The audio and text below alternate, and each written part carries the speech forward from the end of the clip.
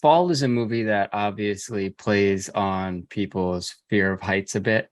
Um, Before coming onto the film, would you either of you guys say that you had a fear of heights beforehand? And has that changed now that filming has ended?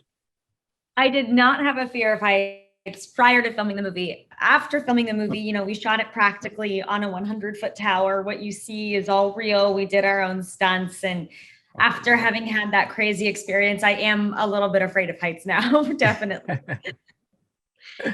Yeah. And if anything, I was a little nervous that I might be afraid on set. But once I was on set and each stunt that I did, and I encountered that fear, and then my mental strength was like, you got to do it. We're just going to do the stunt. Let's go. And then I survived the stunt. Yeah. I got a little bit of an adrenaline junkie with stunts. I was like, bring them on. I want more. So if anything, I had the opposite where I started getting a little too comfortable at the high level and had to remind myself, we're really high up. We could very much be hurt. Don't get too comfortable now. Yeah, that's awesome. So you mentioned that there actually was a practical climbing on set. How much of the time filming was actually climbing? Most of it. A lot of it. And if we weren't climbing, because after the ladder breaks, we would just get like cherry picked, like a big machine would just take us up to the top and we sit there. But we couldn't get back down, up and down often because it would take so long and we'd lose time in the day. So we would just be up 100 feet up.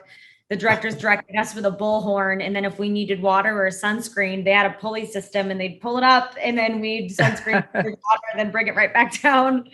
Yeah. We're like doing each other's makeup touch-ups at the top of the tower. Like it was crazy. That's insane. So, did either of you guys have climbing experience prior to filming?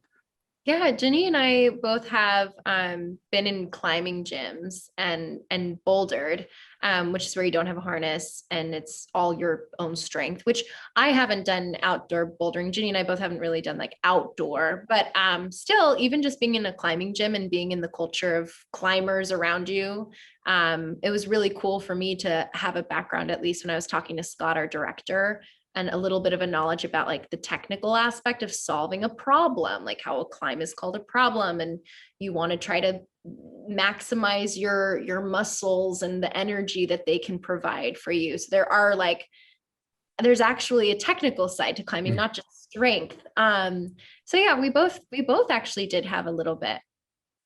Yeah. And so with that being said, did you guys do any little bit of training yourselves on set? Like training others? We got our butts kicked before we started filming. They got a trainer for us because we needed to make sure our body could handle the physical toll it was going to take. And I had a trainer in particular that would have me do workouts in sweats and sweatshirts to get used to working out in extreme temperatures because it was 100 degrees out where we were filming, if not hotter. But even then, nothing can really prepare you for the amount of times we were climbing up and down 100 feet and the blisters we were getting and the bruises we were covered in. I mean, our bodies really took an intense toll. Yeah.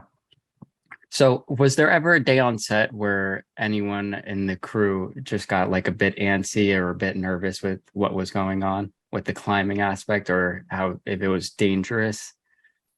I mean, every day I feel like whether it was like a cameraman or whoever was able to get close to us would kind of look at us and be like, you girls rock. You're just like, everyone was just so sweet and encouraging to what we were doing. And just more so they were commenting on what good sports we were and which was really sweet. Such a supportive set. Just it really helped us to keep our morale up, I think. But yeah, no, I don't think so. It was mostly an environment of safe, controlled setups for stunts. And if anything, I felt like there was immense confidence put into us. Yeah. So Becky and Hunter are obviously best friends in the film. How would you guys say your relationship has grown outside of the film after filming? I mean, we definitely have a lifelong bond after this movie. It was so crazy that I think we'll always share something that no one else could ever touch. And also, you know, like I said, we were doing makeup touch-ups for each other 100 feet up, and we were 100 feet up in, on this much space together for weeks and weeks. So we really became a team, and we have so much camaraderie and respect for each other. And I think we had it before filming, and I think it's grown since. Yeah. We play a lot of Catan. I don't know. Yeah. That's awesome. So obviously, I believe, I'm sorry, one second. So Hunter plays like the more adventurous type per circumstance. Which one of you guys would say in real life is the more adventurous type? I feel like we're like adventurous in different ways. Oh, yeah. What were you going to say? It's equal. I mean, like, so much of the shoot was being inspired by your adventurous spirit.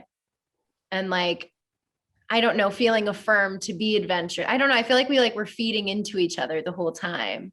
I was going to say, like, correct me if I'm wrong, but I feel like you are more like, I'll go on a cool camping trip that's like, I'm going to backpack and like do something cool in a mountain. And I'd be like, hell no. But I'd be like, oh, you have a crazy dare? Oh, yeah. Want me to go do something stupid and like a crazy dare. I'll go be adventurous in that way. Oh, yeah. Oh, yeah. We could definitely get you to do some funny things. Yeah, like I feel like maybe like both adventurous, but different types. True. That's fair. That's fair. So this film is directed by Scott Mann, who has worked with some big names in the industry, including Dave Bautista, Robert De Niro. Was this one of your incentives to joining on to the film when it was proposed to you, or when you decided to audition?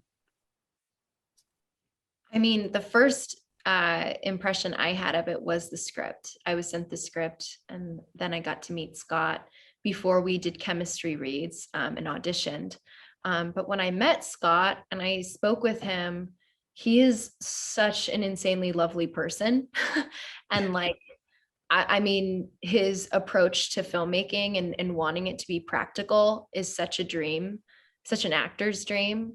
But it was also fun to hear some stories from working with such legends. And yeah, I mean, ultimately, I think Scott and who he is, most of all, was a really big draw.